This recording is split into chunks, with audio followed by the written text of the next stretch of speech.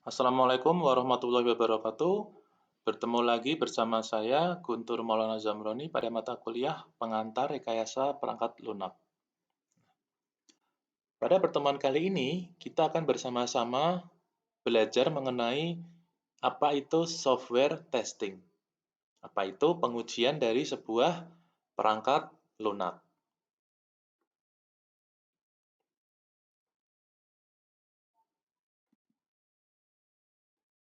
Nah, terdapat 3 capaian pada pertemuan kali ini.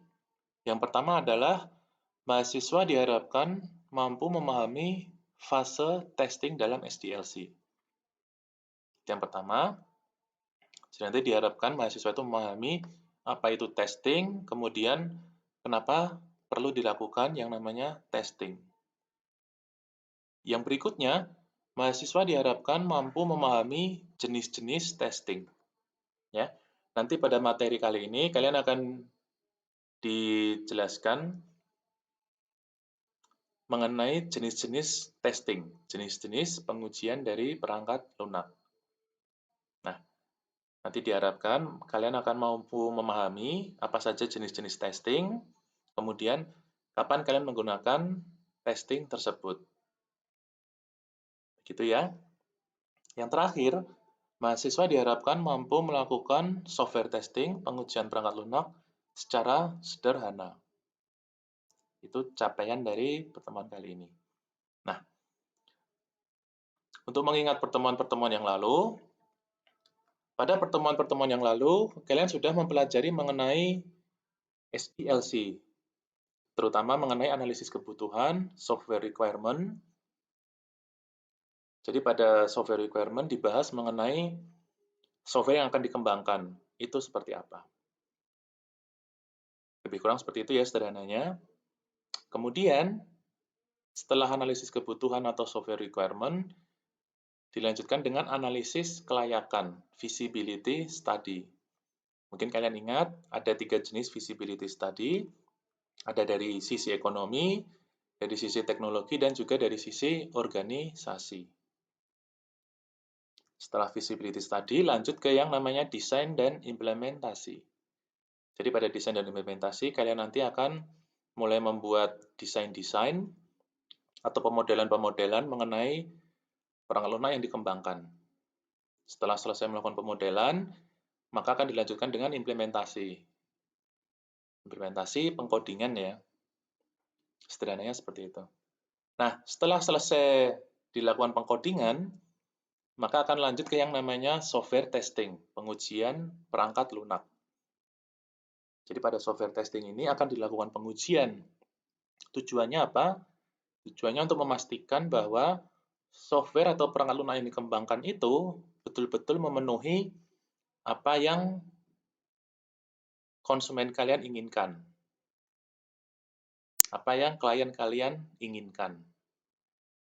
Nah, tahunya dari mana apa yang diinginkan klien atau konsumen kalian? Nah, itu semua ada pada analisis kebutuhan. Begitu ya. Kemudian setelah dilakukan software testing, maka akan lanjut ke yang namanya release product, product release. Jadi setelah melakukan uji coba terhadap perangkat lunak, maka produk tersebut akan dapat dirilis ke pasar atau dapat diserahkan ke klien. Kemudian terakhir adalah maintenance. Ini ilustrasi sederhana mengenai SDLC ya, untuk mengingat. Nah, semisal kalian katakanlah lupa mengenai apa itu analisis kebutuhan, apa itu feasibility study, desain dan implementasi. Nah, nanti mohon kalian buka kembali materi-materi yang sebelumnya telah kalian pelajari. Kita lanjutkan. Pengujian perangkat lunak.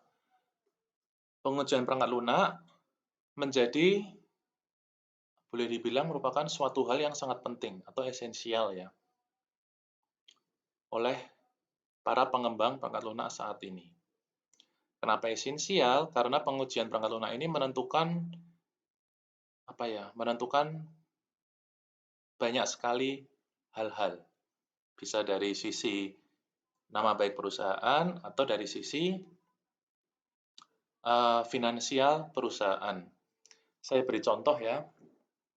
Katakanlah ada sebuah perusahaan pengembang perangkat lunak. Nah, kemudian perusahaan tersebut katakanlah mungkin lalai dalam melakukan testing atau pengujian. Kemudian produk tersebut sudah dirilis ke pasaran. Nah, ketika produk tersebut sudah dirilis di pasaran, ternyata ditemukan banyak sekali bug atau error. Nah, ketika ditemukan error seperti itu, maka mau tidak mau, perusahaan akan melakukan perbaikan. Memperbaiki error atau bug perangkat lunak yang sudah terlanjur dirilis di pasaran tersebut. Nah, untuk melakukan perbaikan tentunya akan membutuhkan biaya. Jadi secara tidak langsung akan mempengaruhi finansial dari perusahaan pengembang perangkat lunak tersebut. Atau bisa juga dari sisi nama baik perusahaan, dari sisi image. Katakanlah perangkat lunak yang dirilis tersebut tidak memenuhi ekspektasi pasar, maka secara tidak langsung nama baik perusahaan atau image perusahaan itu akan ikut terpengaruh. Itu ya. Kemudian kita lanjutkan. Kenapa kita perlu melakukan pengujian perangkat lunak? Karena yang menggunakan perangkat lunak tersebut itu ada banyak. Di sini disebutkan perangkat lunak digunakan pada berbagai bidang dengan banyak stakeholder. Jadi terdapat banyak pihak yang terlibat pada perangkat lunak tersebut.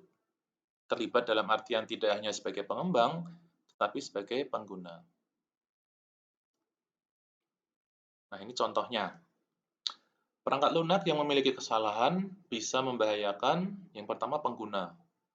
Jadi perangkat lunak yang memiliki kesalahan dapat membahayakan pengguna. Contohnya apa? Contohnya pada industri penerbangan aviasi. Perangkat lunak yang tidak berjalan sebagaimana mestinya dapat menyebabkan terjadinya kecelakaan pesawat. Ya, ini sudah boleh saya bilang sudah ada beberapa kasus kecelakaan pesawat yang bukan disebabkan oleh faktor manusia. Jadi disebabkan oleh faktor perangkat lunak dalam pesawat tersebut. Sudah pernah terjadi kasus seperti itu. Nah, untuk menghindari hal-hal tersebut, maka perlu dilakukan pengujian. Harus dipastikan bahwa perangkat lunak pada pesawat tersebut harus dipastikan bebas dari yang namanya error. Itu contohnya ya. Kemudian pada perusahaan, tadi sudah saya singgung sedikit, perangkat lunak yang memiliki kesalahan dapat menyebabkan perusahaan itu merugi atau memiliki permasalahan finansial. Kemudian di sini contoh terakhir adalah lingkungan. Perangkat lunak yang memiliki kesalahan dapat menyebabkan lepasnya bahan-bahan atau zat-zat radioaktif ke atmosfer. Ini contohnya ya. Nah, ini seperti yang saya singgung tadi, kegagalan perangkat lunak dapat mengakibatkan kerugian finansial, kemudian terbuangnya waktu secara sia-sia, hilang atau rusaknya reputasi perusahaan, jadi image perusahaan dapat rusak, kemudian dapat menyebabkan cedera, atau malah dapat menyebabkan kematian. Ini akibat-akibat dari perangkat lunak yang tidak berjalan sebagaimana yang diharapkan. Dapat dipahami ya? Kita lanjutkan. Nah, pengujian perangkat lunak merupakan aktivitas untuk melakukan verifikasi dan validasi. Jadi pengujian itu intinya melakukan verifikasi dan validasi. Apa itu verifikasi? Apa itu validasi? Dapat kalian lihat, verifikasi itu adalah, pada verifikasi kalian akan memunculkan sebuah pertanyaan, yaitu, apakah kita mengembangkan software dengan benar? Apakah kita mengembangkan software dengan benar? Jadi verifikasi ini lebih kepada cara atau metode yang digunakan ketika melakukan pengembangan perangkat lunak. Apakah kita mengembangkan software dengan benar? Kemudian, ada juga validasi. Nah, pada validasi akan muncul pertanyaan, apakah kita mengembangkan software yang tepat atau yang benar? Jadi ini validasi lebih kepada apakah software yang dikembangkan itu memenuhi kebutuhan. Begitu ya. Apakah software yang dikembangkan itu memenuhi kebutuhan? Apakah software yang dikembangkan itu memenuhi apa yang diinginkan oleh konsumen, oleh klien? Itu terkait verifikasi dan validasi. Nah, tujuan. Untuk tujuan software testing atau pengujian perangkat lunak, ada beberapa di sini ya. Yang pertama adalah untuk memeriksa kualitas perangkat lunak. Untuk memeriksa kualitas perangkat lunak. Kualitas perangkat lunak dari sisi apa? Bisa dari sisi fungsionalitas, keandalan, performa, dan lain-lain. Itu tujuan yang pertama. Kemudian tujuan yang kedua, untuk mencari dan menemukan error. Nah, ini perlu kalian pahami ya. Jadi, testing atau pengujian itu bukan untuk membuktikan bahwa perangkat lunak yang dikembangkan bebas dari error. Tetapi untuk mencari error sebanyak mungkin. Mencari error sebanyak-banyaknya. Bukan berarti kalau perangkat lunak yang banyak error itu malah bagus ya. Tapi sebisa mungkin error itu diminimalisir. Error itu sepertinya pasti ada, hanya saja kalau bisa diminimalisir. Nah, bagaimana caranya? Nah, itu dengan melakukan software testing. Jadi software testing, pada software testing kita melakukan pengujian, kita usahakan untuk menemukan error sebanyak-banyaknya. Supaya apa? Supaya dapat diperbaiki oleh developer. Setelah selesai diperbaiki, dilakukan pengujian lagi. Apabila tidak ada error, nah maka baru dapat dirilis ke pasaran. Ini penting dipahami ya. Jadi testing itu bukan hanya sekedar untuk membuktikan perangkat lunak bebas error, tetapi untuk mencari error sebanyak-banyaknya. Kemudian yang ketiga, membawa perangkat lunak ke tingkat kualitas yang bisa diterima. Jadi untuk memastikan bahwa perangkat lunak yang dikembangkan itu memiliki kualitas yang dapat diterima oleh konsumen, oleh klien. Bisa dipahami ya, memastikan memiliki kualitas yang dapat diterima oleh konsumen. Nah, biasanya ada yang namanya MVP, Minimum Viable Product. Ketika kita melakukan pengembangan sebuah produk, baik itu perangkat lunak atau perangkat keras, nanti akan ada yang namanya MVP, Minimum Viable Product. Jadi Minimum Viable Product ini, MVP adalah produk, apa ya, boleh dibilang produk dengan kualitas yang dapat dirilis ke pasaran. Dalam artian kualitasnya itu minimal segitu. Jadi semisal untuk dapat dirilis ke pasaran itu sebuah produk harus memiliki nilai 50 katakanlah, nah maka nilai 50 itu adalah MVP-nya, Minimum Viable Product. Semisal sebuah produk itu memiliki nilai di bawah 50, maka produk tersebut tidak dapat dirilis ke pasar.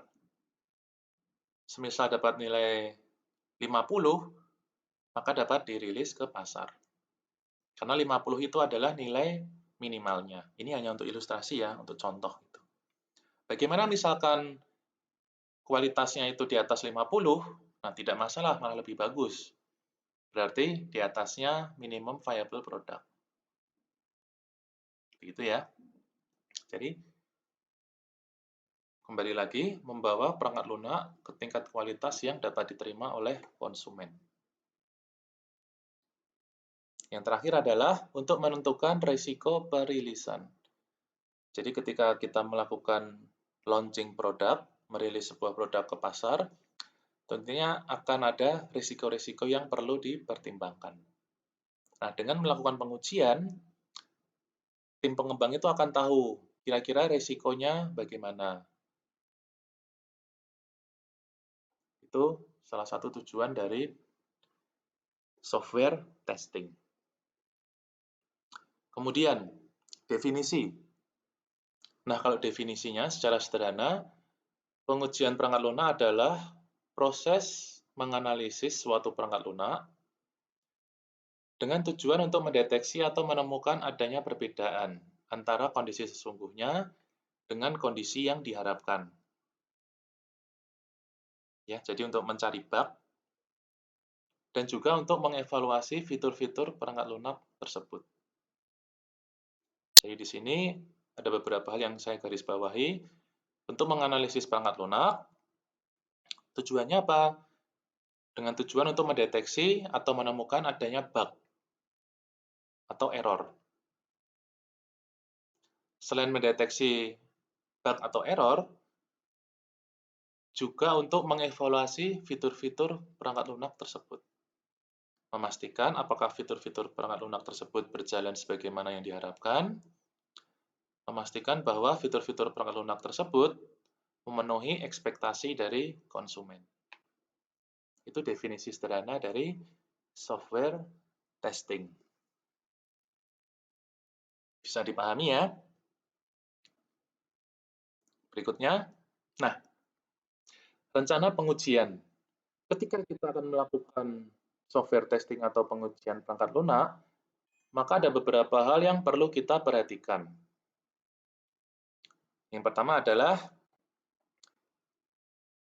kita perlu memastikan jadwal dari pengujian. Jadi kita perlu memastikan jadwal dari pengujian. Kita tidak bisa melakukan pengujian itu secara mendadak. Harus kita buat jadwalnya. Selain jadwal, kita juga harus mencari atau katakanlah membuat daftar sumber daya. Sumber daya apa yang dimaksud? Sumber daya manusia. Dalam artian, siapa-siapa yang akan melakukan proses testing tersebut. Jadi siapa-siapa yang akan melakukan proses testing tersebut. Hal-hal itu sebisa mungkin dibagi supaya apa? Supaya lebih mudah ketika akan melakukan proses pengujian. Gitu ya. Kemudian biasanya kita juga akan diminta membuat skenario. Jadi ketika melakukan pengujian, kita harus membuat skenario. Skenario seperti apa? Contohnya, nah saya beri ilustrasi. Semisal ada sebuah katakanlah login page ya, halaman login. Nah, kita perlu membuat skenario. Skenario-nya seperti apa untuk halaman login? Yang pertama pastinya user memasukkan ID. Kemudian dilanjutkan user memasukkan password. Kemudian user menekan tombol login. Kemudian setelah tekan tombol login, maka nanti halaman akan dialihkan ke menu utama. Itu contoh-contoh skenario. Contoh dari skenario halaman login. Begitu ya. Jadi kita tidak bisa melakukan login itu, kita tidak bisa melakukan pengujian secara mendadak atau langsung gitu, tiba-tiba. Harus kita buat rencananya terlebih dahulu. Supaya apa? Supaya dapat berjalan dengan lancar dan dapat kita kendalikan, dapat kita kontrol lah prosesnya. Nah, sekarang kita masuk ke jenis-jenisnya. Ini perlu kalian ketahui ya, jenis-jenis testing, terutama untuk kalian-kalian yang berencana untuk membuat skripsi terkait perangkat lunak, terkait sistem gitu. Kenapa? Karena yang namanya testing itu tidak terpisahkan dari yang namanya pengembangan. Jadi semisal kalian melakukan pengembangan perangkat lunak, nanti pasti akan diikuti dengan yang namanya pengujian perangkat lunak. Ketika kalian melakukan software development, pasti akan diikuti dengan yang namanya software testing. Jadi ini dua hal yang tidak bisa dipisahkan. Jadi semisal besok kalian skripsinya mengenai pengembangan perangkat lunak atau pengembangan sistem, maka mau tidak mau harus diikuti dengan pengujian. Nah, ada beberapa pengujian atau testing yang perlu kita ketahui. Yang pertama adalah unit testing. Di baris pertama paling atas ya, dapat kalian lihat ada yang namanya unit testing. Unit testing itu boleh dibilang pengujian pada tingkat paling kecil, jadi pada tingkat unit. Atau boleh dibilang function atau method mungkin ya kalau di pemrograman. Jadi kan kita tahu satu program, sebuah software itu, sebuah perangkat lunak, terdiri dari banyak program. Nah, dalam program itu terdiri dari banyak, katakanlah metode atau function. Nah, metode atau function itu yang kita sebut dengan unit. Jadi kita menguji masing-masing metode, menguji masing-masing function apakah berjalan sebagaimana mestinya. Itu untuk unit. Nah, kemudian pada bagian kanan ini, opacity, ini kalian lihat ada white box. White box ya. White box itu apa maksudnya? Nanti saya jelaskan lebih lanjut di belakang. Kemudian, untuk unit testing, siapa yang melakukan? Yang melakukan unit testing adalah developer. Kenapa developer? Karena developer itu yang paham dengan alur program yang dibuat. Itu unit testing. Nanti akan kita bahas lebih dalam di belakang ya. Untuk testing yang kedua adalah integration testing. Integration testing ini sama opacity-nya white box dan black box. Nah, white box apa, black box apa, nanti kita bahas di belakang. Kemudian yang ketiga adalah functional testing. Yang berikutnya adalah system testing, pengujian sistem. Yang kelima adalah acceptance test, kemudian beta test, dan regression test. Ini beberapa jenis testing. Ini beberapa ya. Nanti kemungkinan ketika kalian searching-searching di Google, kalian akan menemukan jenis-jenis testing yang lain. Nah, ini cukup menarik, kita amati. Di depan ini adalah kurva. Kurva dari apa? Kurva dari tingkat testing stage, dan jumlah error. Dapat kalian lihat, untuk unit test, jumlah errornya masih cukup banyak. Unit test itu, tadi saya singgung sedikit, itu adalah komponen terkecil dari sebuah perangkat lunak ya. Boleh dibilang metode atau function. Ketika kalian melakukan unit test, kalian akan menemukan error. Tetapi dalam taraf yang boleh dibilang tidak terlalu banyak dan tidak terlalu sedikit. Kemudian integration test. Pada integration test, tingkat errornya atau jumlah error yang ditemukan itu akan meningkat. Kemudian dilanjutkan dengan sistem test, akan mengalami penurunan, dan terus menurun sampai acceptance test atau beta test. Ini kurva dari tahapan testing. Nah, sekarang kita lanjutkan. Tadi sempat disinggung mengenai white box dan black box. Apa itu black box, apa itu white box? Jadi mudahnya, black box itu adalah sebuah pendekatan. Pendekatan melakukan pengujian perangkat lunak, di mana orang yang melakukan pengujian itu atau testernya tidak mengetahui kode program.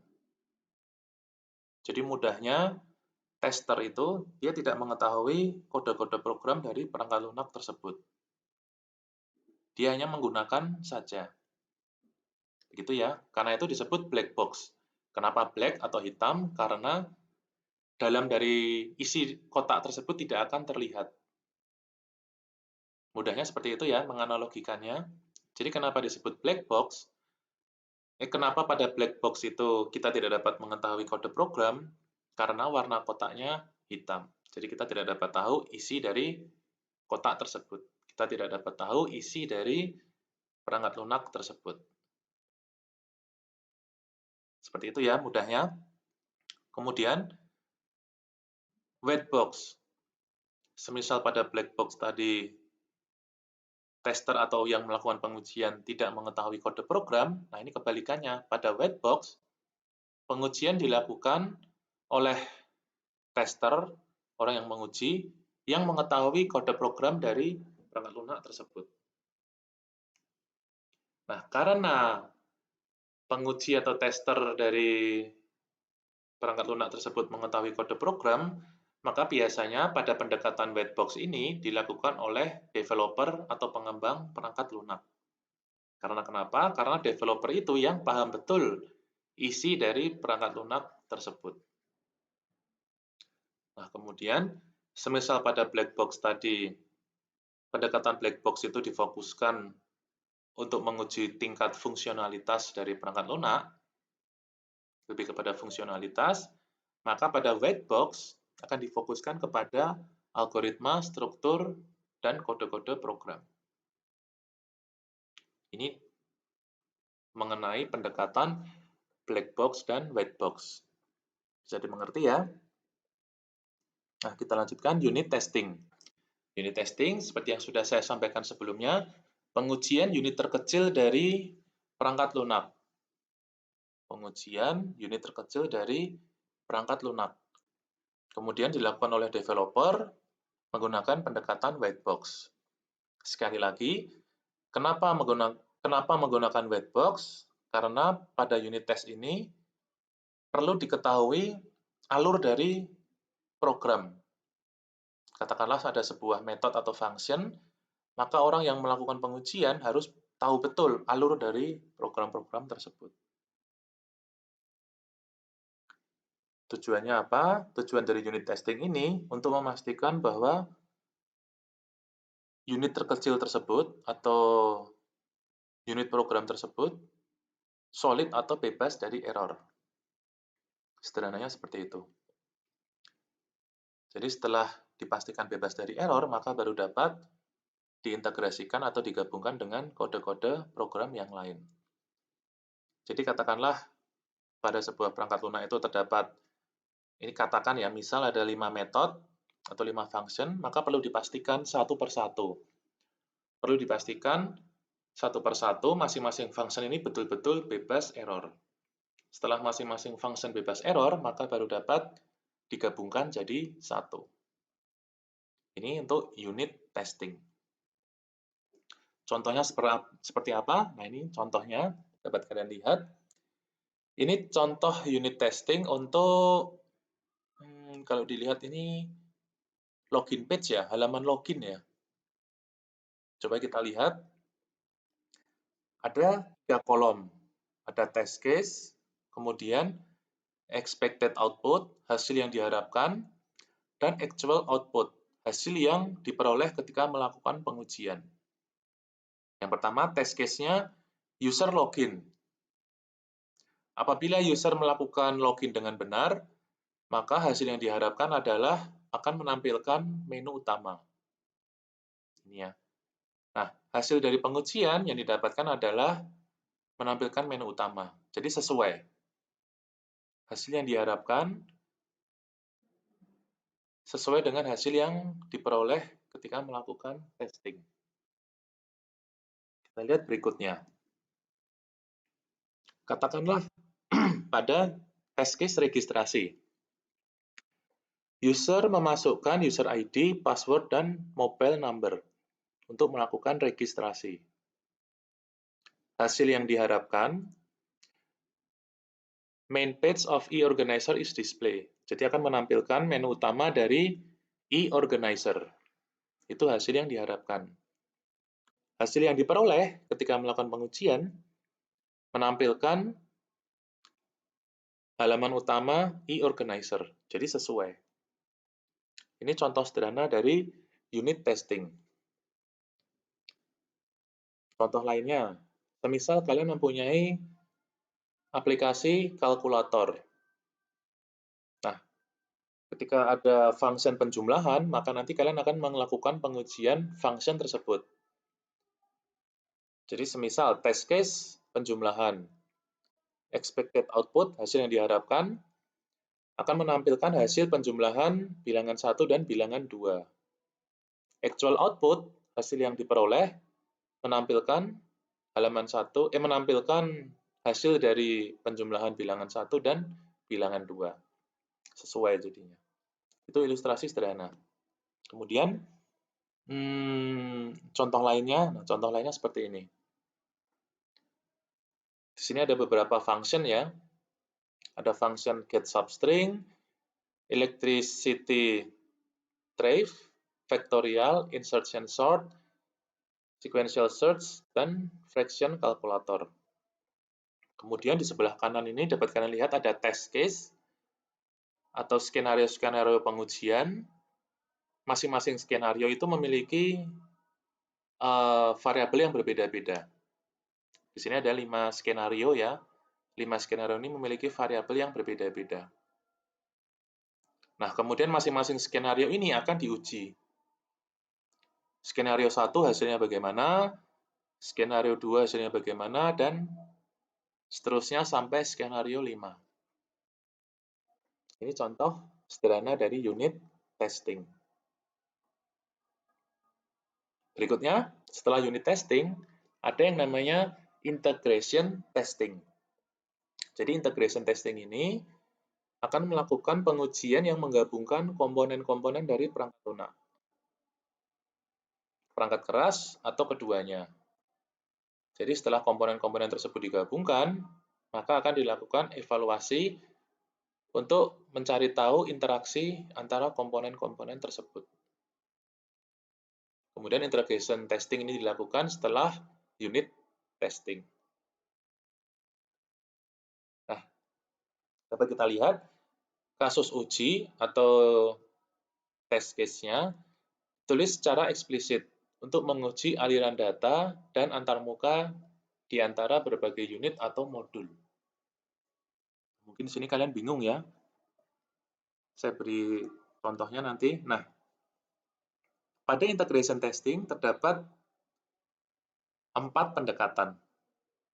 4 pendekatan untuk melakukan integration testing.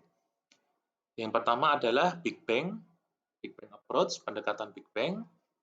Kemudian bottom up, kemudian pendekatan top down, dan terakhir adalah sandwich.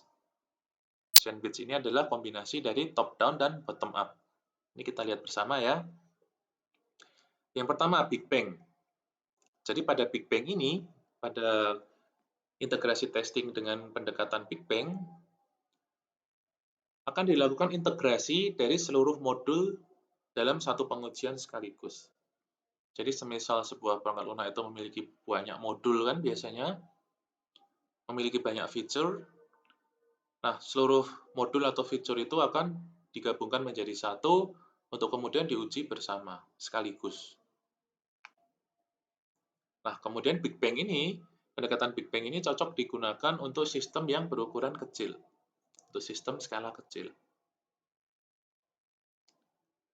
Kemudian, susah menemukan modul mana yang memiliki masalah ketika ditemukan error. Nah, ini betul. Kenapa? Karena pada Big Bang, seluruh modul itu digabungkan menjadi satu. Jadi ketika ada yang ditemukan error, maka akan susah. Ini errornya di modul yang mana? Ini errornya di function yang mana? Ini errornya di fitur yang mana? Itu kelemahan dari pendekatan Big Bang. Kemudian setelah Big Bang ada namanya bottom up, pendekatan bottom up. Pendekatan bottom up ini proses pengujian akan dimulai dari modul paling bawah dari perangkat lunak, modul paling bawah. Kemudian nanti akan bertahap naik ke atas, hingga akhirnya akan menjadi satu kesatuan.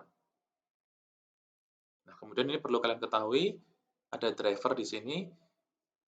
Ketika modul di atasnya itu, nah tadi kan saya singgung kalau bottom up itu dia memulai testing dari modul terkecil di bawah ya. Kemudian akan naik ke atas.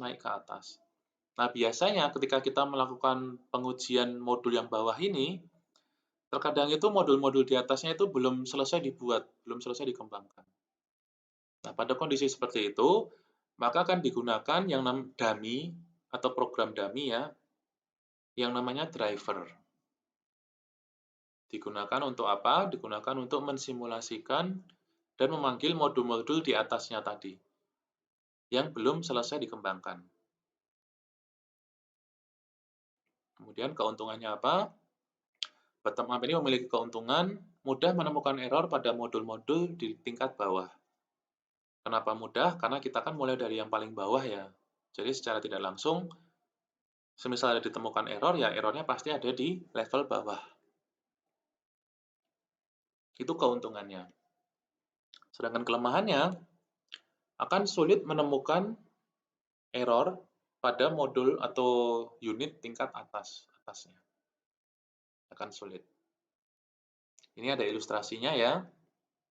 Dapat kalian lihat, di sini ada modul 1 sampai dengan modul 6. Di mana modul 1 itu paling atas, dan modul 4, 5, 6 itu paling bawah. Nah, sebagai ilustrasi, sebelum dapat mengerjakan modul 2, maka akan dilakukan pengujian modul 4 dan 5 terlebih dahulu. Setelah modul 4 selesai dilakukan pengujian, akan dilanjutkan dengan pengujian modul 5. Setelah modul 4 selesai, modul 5 selesai, maka seharusnya akan lanjut ke modul 2. Tetapi, ada kemungkinan modul 2 ini belum selesai dikembangkan. Nah, pada kondisi tersebut, maka akan digunakan yang namanya driver atau dummy. Begitu juga dengan modul 3, sebelum dapat mengerjakan modul 3, maka harus melakukan modul 6 terlebih dahulu. Harus menguji modul 6 terlebih dahulu, baru dapat menguji modul 3. Setelah modul 2 dan modul 3 selesai diuji, maka baru dapat menguji modul 1. Bisa dipahami ya? Kalau ada yang bingung, silahkan angkat tangan. Ada yang angkat tangan? Ya, insya Allah paham semua ya. Berikutnya, top down. Ini kebalikan dari bottom up. Kalau bottom up tadi dari bawah ke atas, maka top down sesuai namanya ini akan mulai dari paling atas ke bawah. Kemudian secara bertahap akan turun ke modul-modul di bawahnya. Gitu ya. Nah, semisal pada bottom up tadi menggunakan dummy atau program bantuan yang namanya driver, nah pada top down akan digunakan yang namanya stubs. Fungsinya apa? Fungsinya sama-sama untuk mensimulasikan. Dummy ya, sebagai dummy. Apa beda dari driver sama stubs? Nanti coba, sepertinya nanti akan kita bahas. Nah, kita lanjutkan dulu. Pendekatan top down, keuntungannya mudah menemukan error pada prototipe dengan mudah. Prototipe ini apa? Prototipe ini pada modul 1. Jadi modul 1 ini ibaratnya perangkat lunak yang sudah jadi hasil akhirnya, seperti itu. Nah, perangkat lunak ini atau modul 1 tentunya tersusun atau terbuat dari banyak modul. Saya beri contoh ya, misalkan ada aplikasi Gojek.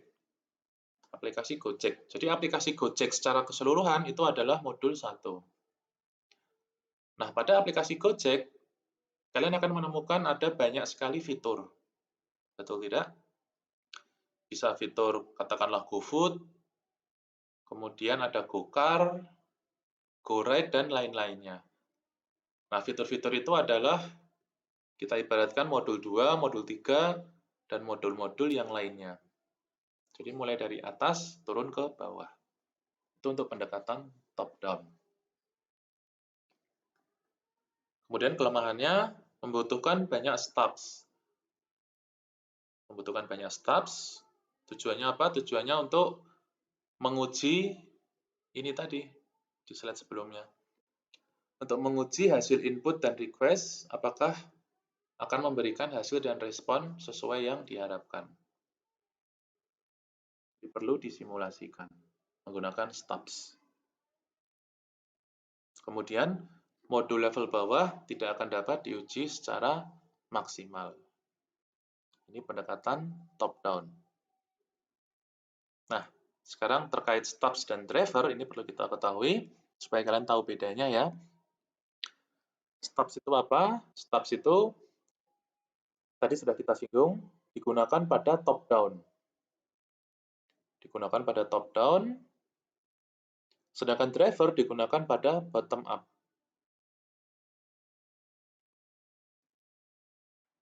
Stubs itu untuk menguji, stubs digunakan pada top down tadi ya. Top down itu apa? Top down itu mulai dari paling atas sampai turun ke bawah. Bottom up dari paling bawah dulu hingga naik ke paling atas sampai ke prototipenya. Coba dipahami ya, kalian baca.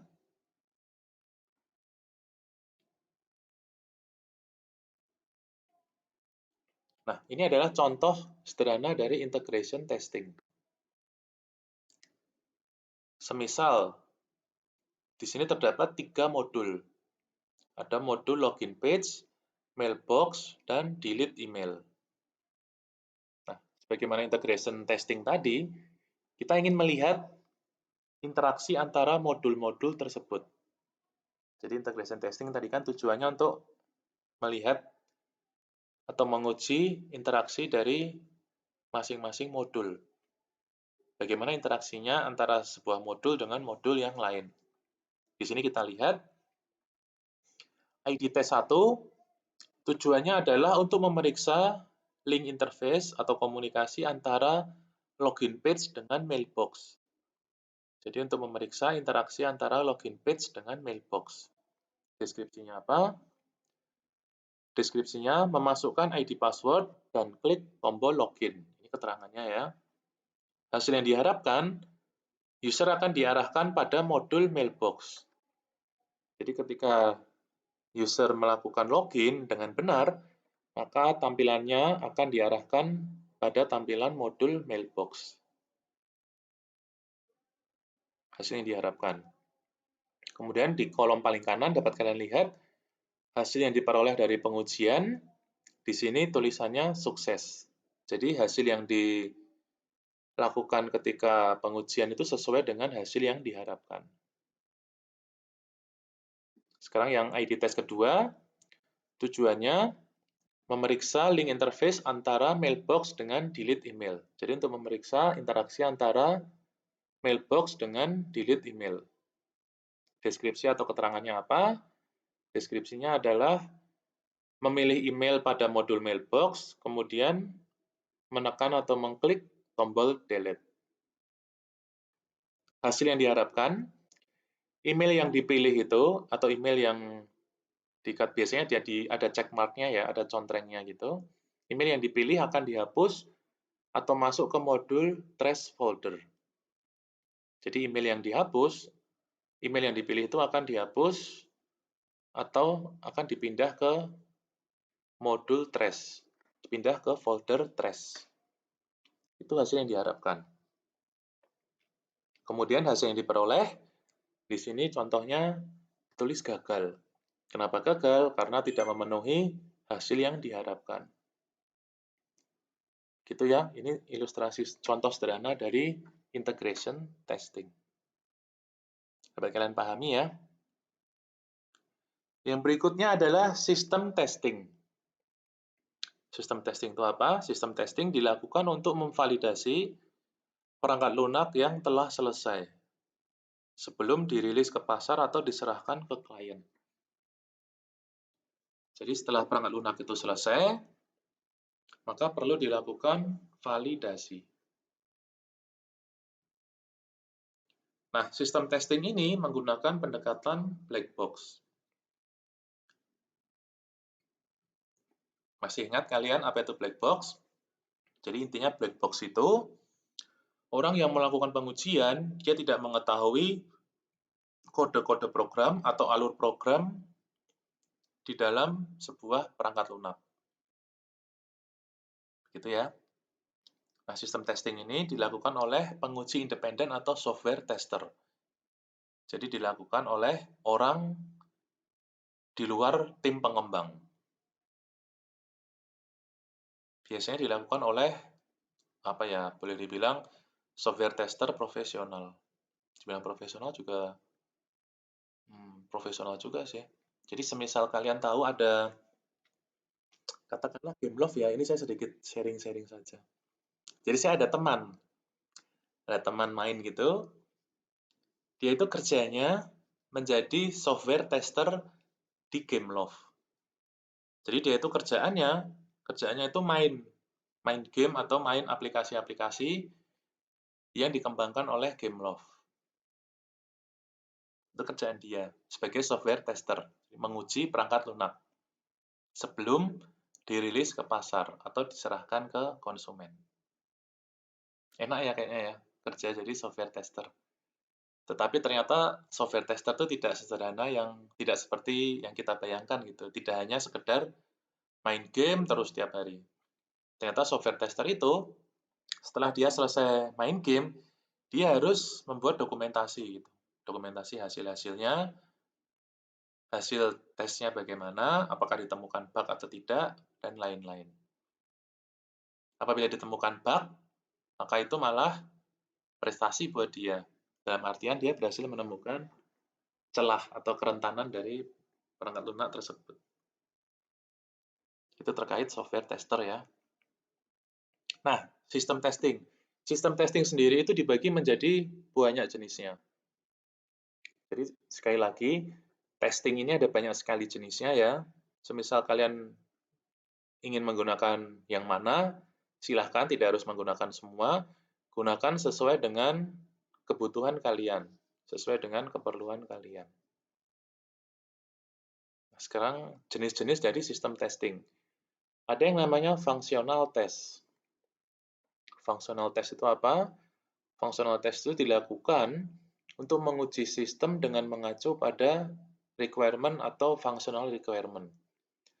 Jadi menguji apakah fitur-fitur dari sistem tersebut, fitur-fitur dari perangkat lunak tersebut, berjalan sebagaimana mestinya memenuhi kebutuhan sistem tersebut. Itu sederhananya, functional test. Kemudian ada load test. Load test ini untuk menguji performa ketika dalam kondisi full load. Ini sebagai ilustrasi ya. Katakanlah kita membuat sebuah perangkat lunak untuk Android. Atau katakanlah untuk komputer gitu ya, untuk PC, untuk desktop. Nah, bagaimana performa perangkat lunak tersebut ketika sistem atau desktop itu dalam kondisi kita beri contoh mungkin memorinya full. Jadi bagaimana performanya ketika kondisi memori dan prosesornya itu 50%. Kita lihat bagaimana kondisinya, bagaimana performanya. Kemudian kita tingkatkan, bagaimana performanya ketika kondisi memori, prosesor, dan lain-lain itu dalam kondisi 70%. Kemudian 80%, 90%, dan seterusnya. Jadi intinya untuk menguji performa dari perangkat lunak. Begitu ya. Yang ketiga, security testing. Sesuai dengan namanya, di sini akan menguji keamanan dari sistem. Seberapa aman sistem tersebut. Nah, tidak semua perangkat lunak menggunakan yang namanya security test. Biasanya security test itu digunakan untuk perangkat lunak atau untuk aplikasi yang menggunakan transaksi. Transaksi dalam artian transaksi uang ya, transaksi finansial. Seperti mobile banking atau aplikasi-aplikasi marketplace yang sering kita gunakan. Nah, perangkat lunak seperti itu wajib hukumnya untuk menggunakan security test. Kemudian compatibility test. Compatibility test itu apa? Compatibility test itu akan menguji apakah sistem atau perangkat lunak kompatibel dengan berbagai jenis perangkat keras. Nah, ini cukup mudah dilakukan ya. Ketika kalian melakukan compatibility test, Katakanlah kalian membuat sebuah software, sebuah perangkat lunak.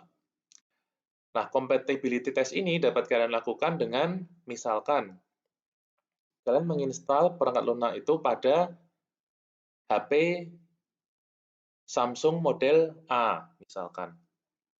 Hasilnya bagaimana? Apakah dapat diinstal dengan baik? Apakah dapat di-delete? Dan seterusnya.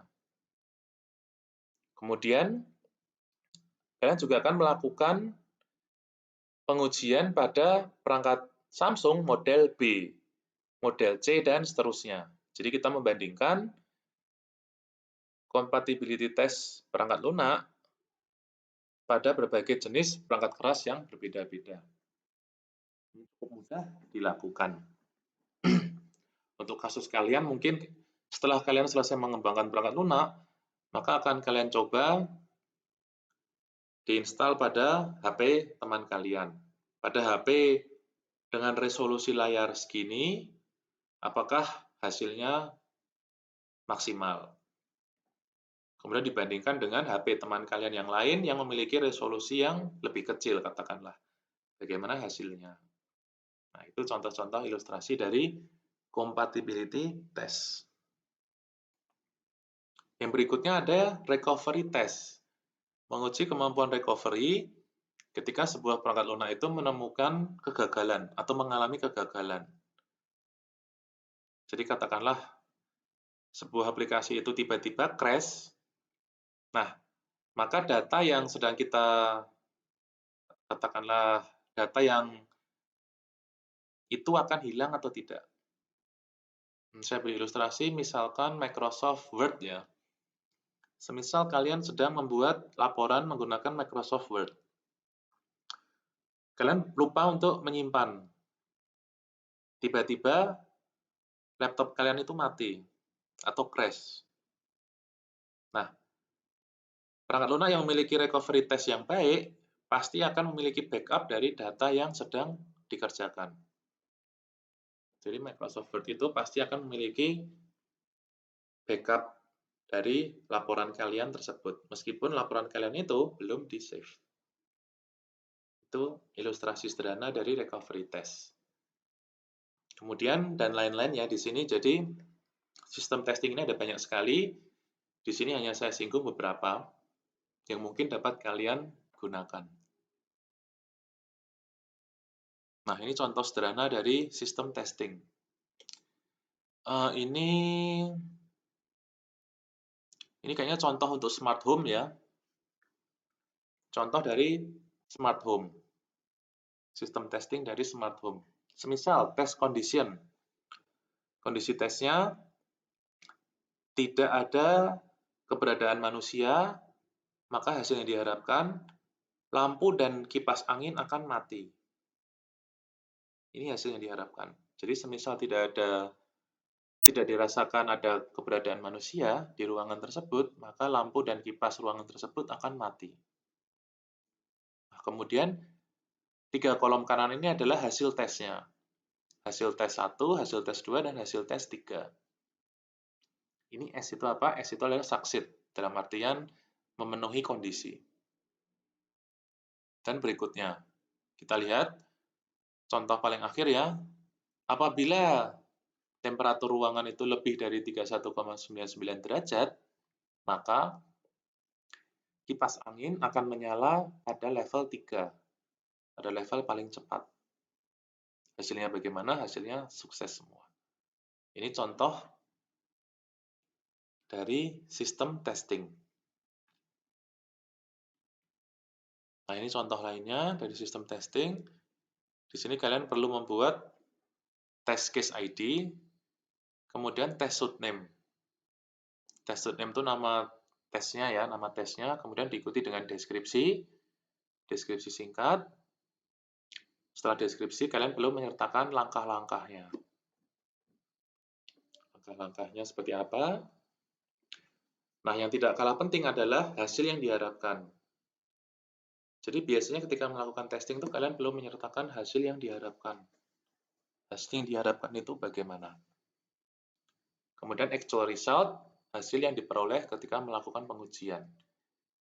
Apabila hasil yang diperoleh ketika melakukan pengujian itu sesuai dengan hasil yang diharapkan, maka dapat dikatakan memenuhi sistem testing. Begitu juga kebalikannya, apabila tidak memenuhi, maka akan dapat dikatakan tidak memenuhi sistem testing. Begitu ya. Nah, mungkin kalian ingat, jadi pada sistem testing tadi sempat saya singgung mengenai functional test ya. Nah, di sini kita akan membahas lebih dalam mengenai functional test. Functional testing, pada functional testing akan dilakukan pengujian perangkat lunak dengan mengacu pada kebutuhan fungsional atau spesifikasi dari sistem. Jadi, akan menguji fitur-fitur dari sistem. Kemudian, functional test ini dilakukan oleh penguji independen. Dalam artian, orang di luar developer ya. Menggunakan pendekatan black box. Sekali lagi, black box itu dalam artian orang yang melakukan pengujian tidak mengetahui baris kode atau algoritma atau alur dari program perangkat lunak yang dikembangkan. Nah, apa saja yang diuji pada functional test?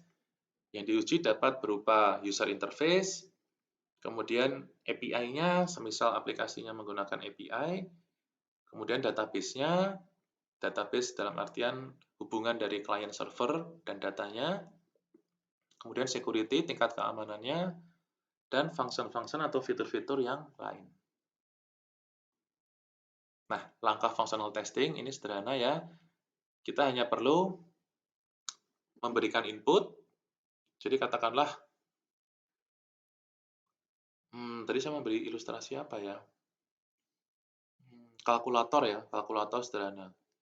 Kita memberikan input, kemudian mengkomputasi, software tersebut akan mengkomputasi, kemudian software tersebut atau perangkat lunak tersebut akan menampilkan output, hasil. Nah, setelah didapat hasil, maka akan kita bandingkan hasil output itu dengan input.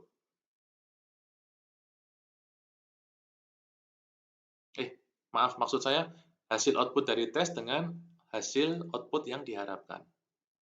Begitu ya. Ini langkah-langkah functional testing. Jadi, mudah ini sebetulnya. Jadi, kalian tinggal perlu membuat sebuah tabel. Nah, saya beri ilustrasi. Nah, seperti ini. Kalian hanya perlu membuat tabel, kemudian kalian berikan skenario-skenario sesuai dengan fitur-fitur dari perangkat lunak yang dikembangkan. Setelah dibuat skenario sesuai dengan fitur, maka akan dibuat tabel berikutnya adalah, kolom berikutnya adalah hasil yang diharapkan. Hasil yang diharapkan, kemudian hasil yang diperoleh ketika melakukan testing. Nah, hasil yang diharapkan dan hasil yang diperoleh tadi akan dibandingkan. Apakah memenuhi atau tidak. Mudah ini ya, dapat kalian baca. Nah, ini contoh yang lain dari functional testing. Semisal, di sini ada, katakanlah ada fitur atau function delete project. Ketika menekan tombol delete, maka project yang dipilih itu akan terhapus. Nah, kemudian hasilnya bagaimana? Apakah sesuai? Hasil yang diperoleh apakah sesuai dengan hasil yang diharapkan? Apabila sesuai, maka akan statusnya valid atau sukses atau berhasil. Tergantung mana yang kalian gunakan. Contoh sederhana dari functional test. Nah, setelah sistem testing ada acceptance test. Jadi acceptance test ini juga dikenal dengan nama user acceptance test. Jadi semisal kalian googling di internet mencari acceptance test, loh kok saya mencari acceptance test tapi malah menemukan user acceptance test. Nah, dua hal itu adalah sama. Kemudian sama seperti sistem testing, Acceptance test ini dilakukan menggunakan pendekatan black box. Dalam artian yang menggunakan itu tidak tahu alur, algoritma, atau kode-kode program dari perangkat lunak yang diuji tersebut. Siapa yang menguji? Yang menguji langsung konsumen atau calon konsumen dari perangkat lunak tersebut. Tujuan dari acceptance ini apa? Tujuannya adalah untuk mengevaluasi apakah perangkat lunak tersebut memenuhi kebutuhan sistem, kebutuhan user, dan kebutuhan bisnis. Ini acceptance test. Saya berikan contohnya ya. Nah, contohnya seperti ini. Sederhana sekali. Jadi intinya untuk menguji apakah perangkat lunak tersebut berjalan sebagaimana yang diharapkan oleh konsumen. Ini acceptance test. Ini contoh lainnya. Nanti dapat kalian lihat ya, di sini ada kuesioner yang digunakan untuk disebar kepada calon konsumen. Jadi nanti calon konsumen akan menggunakan perangkat lunaknya, akan menguji perangkat lunaknya, katakanlah menguji selama beberapa hari. Setelah calon konsumen itu menguji, maka nanti developer akan mengirim kuesioner ke konsumen atau calon pengguna tersebut. Dikirim kuesioner, mereka akan diminta untuk mengisi. Begitu ya, ini untuk acceptance test. Nah, ini contoh yang lain. Jadi katakanlah di sini apa contohnya ini ya, media pembelajaran. Oh, jadi sebuah developer mengembangkan media pembelajaran berbasis web ya.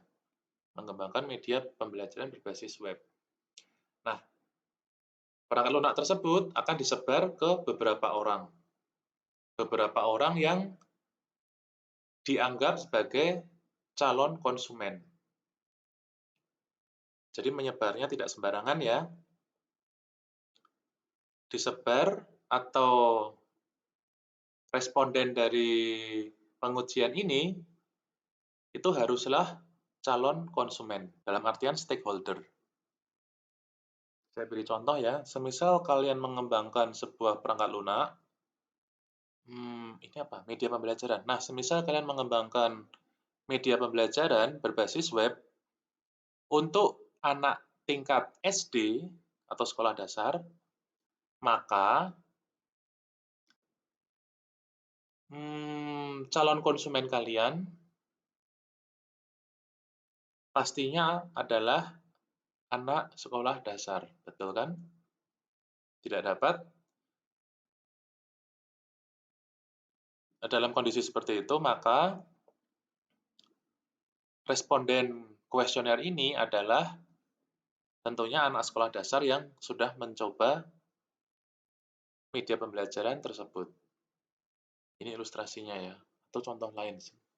Saya itu pernah menemukan kasus, ada skripsi mahasiswa itu mengembangkan media pembelajaran yaitu untuk anak apa itu ya, SMP kalau tidak salah dulu itu, SMP, media pembelajaran SMP. Tetapi ketika melakukan pengujian, respondennya atau pengujiannya itu, responden dari pengujiannya itu adalah teman-teman mahasiswanya. Nah, itu kan tidak sesuai. Seharusnya responden dari kuesioner itu adalah ya anak-anak SMP sebagai stakeholder-nya, sebagai calon pengguna perangkat lunak tersebut. Jadi bisa kalian pahami ya, ketika kalian besok melakukan pengujian, atau dalam hal ini melakukan acceptance test, menyebar kuesioner, nah itu pastikan responden kalian itu sesuai dengan stakeholder-nya. Gitu ya. Ini penting untuk kalian ketahui, stakeholder atau responden dari kuesioner. Karena sering sekali ditanyakan ketika ujian besok. Nah, Setelah acceptance test ada yang namanya usability testing. Nah, usability testing ini boleh saya bilang mirip dengan acceptance test. Miripnya bagaimana? Miripnya adalah pada acceptance test dan usability test, developer itu akan meminta calon pengguna atau responden itu untuk menguji perangkat lunak yang dikembangkan. Jadi sama-sama responden itu diminta untuk menggunakan perangkat lunak yang dikembangkan. Digunakan bisa selama beberapa jam atau beberapa hari. Setelah dirasa cukup, maka developer akan mengirimkan kuesioner atau memberikan kuesioner kepada orang yang sudah mencoba itu atau responden ya dalam hal ini, diberi kuesioner kemudian diminta untuk mengisi kuesioner tersebut. Nah, bedanya apa? Bedanya kalau acceptance test itu lebih kepada apakah sistem yang dikembangkan itu memenuhi kebutuhan, dalam artian kebutuhan user, kebutuhan fungsionalitas, kebutuhan bisnis. Nah, kalau pada usability test, ini akan lebih fokus kepada user experience, jadi pengalaman pengguna. Bisa dipahami ya, semisal pada acceptance test, kuesionernya itu akan lebih berat kepada requirement, dalam artian user requirement, system requirement, business requirement, dan lain-lain. Lebih berat kepada mengetahui performa dari software yang dikembangkan, dari perangkat lunak yang dikembangkan. Nah, pada usability test ini akan lebih menitik beratkan kepada user experience. Akan menitik beratkan kepada apa ya boleh dibilang seberapa mudah perangkat lunak itu digunakan oleh responden. Jadi untuk mengetahui user experience, seberapa user friendly perangkat lunak tersebut, seberapa mudah perangkat lunak tersebut digunakan. Bisa dipahami bedanya ya antara usability test dan acceptance test. Nah, acceptance test dan usability test itu biasanya akan menggunakan kuesioner. Untuk usability test di sini saya tuliskan ada beberapa kuesioner atau tools atau instrumen yang dapat kalian gunakan. Ada yang namanya use questionnaire. Ada yang namanya SUS questionnaire dan kuesioner-kuesioner lainnya. Jadi ini adalah contoh-contoh instrumen ya. Ini use questionnaire kalau tidak salah ada 30 set pertanyaan. Kalau SUS ini kalau tidak salah ada berapa? 20 kan kalau tidak salah. Bisa kalian cek. Nah, ini kuesionernya yang sudah dalam artian sudah divalidasi ya. Sudah tervalidasi. Nah, kemudian mungkin kalian tanya, Pak, bagaimana misalkan saya ingin menggunakan kuesioner yang saya buat sendiri gitu. Saya ingin melakukan pengujian acceptance test dan usability test, tetapi menggunakan instrumen yang saya buat sendiri. Nah, kalau menurut saya jawaban saya adalah boleh-boleh saja gitu. Boleh kalian menggunakan instrumen atau kuesioner yang kalian buat sendiri, tetapi umumnya kalau kalian membuat instrumen penelitian sendiri atau instrumen pengujian sendiri, maka instrumen tersebut haruslah divalidasi oleh pakar. Jadi instrumen atau kuesioner yang kalian buat itu harus divalidasi oleh pakar terlebih dahulu. Pakar itu apa? Nah, pakar dalam hal ini dapat berarti orang-orang yang berkompeten pada bidangnya. Bisa developer, bisa software tester, dan lain-lain. Itu kelemahan kalau kita ingin menggunakan instrumen pengujian atau instrumen penelitian buatan sendiri. Nah, semisal kalian menggunakan kuesioner yang sudah, dalam artian sudah paten ya, atau contohnya di sini ada use questionnaire dan SUS questionnaire. Kalian kalau ingin menggunakan instrumen ini, kalian tidak perlu melakukan yang namanya validasi. Kenapa tidak perlu melakukan validasi? Karena ini adalah instrumen buatan orang yang sudah diuji sebelumnya, jadi sudah divalidasi sebelumnya. Kita bisa langsung menggunakan. Ya. Ini nanti untuk usability test akan dibahas lebih jauh pada mata kuliah IMK kalau tidak salah. Interaksi manusia dan komputer. Kita lanjutkan ya sebelum beberapa slide lagi ini. Nah, ini contoh dari usability testing sederhana. Dapat kalian lihat. Ini kuesionernya dibuat oleh J.R. Lewis. Oleh J.R. Lewis ya. Kemudian ada sejumlah set pertanyaan. Di sini ada 19 pertanyaan. Kemudian ada juga skor penilaian dari 1 sampai dengan 7 menggunakan skala Likert ya.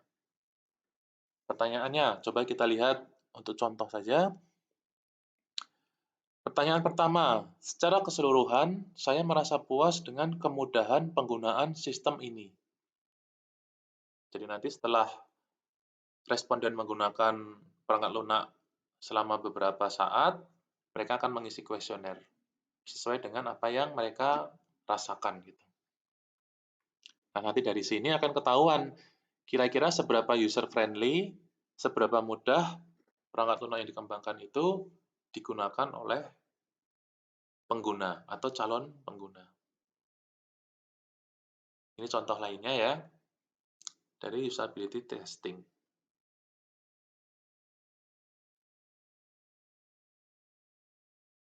Nah, sudah habis. Sampai sini materi kita pada pertemuan ke-8 ini mengenai software testing. Semisal kalian memiliki pertanyaan, dapat langsung menghubungi ke saya, boleh lewat Japri atau boleh lewat WA Group. Insya Allah akan saya balas secepatnya. Sekian, terima kasih atas perhatiannya. Wassalamualaikum warahmatullahi wabarakatuh.